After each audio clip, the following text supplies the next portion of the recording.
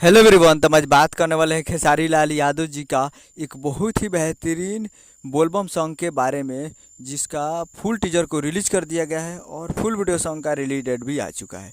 और इस गाने को लिखे हैं दीपक देशमुख जी और इसमें म्यूजिक दिए हैं दीपक दिलकश जी और इसे गाए हैं खेसारी लाल यादव जी, जो कि बोलबम गीत 2023 का है।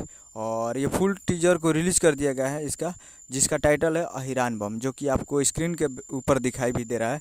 और काफ़ी ज़बरदस्त टीजर है, काफ़ी ज़बरदस्त है।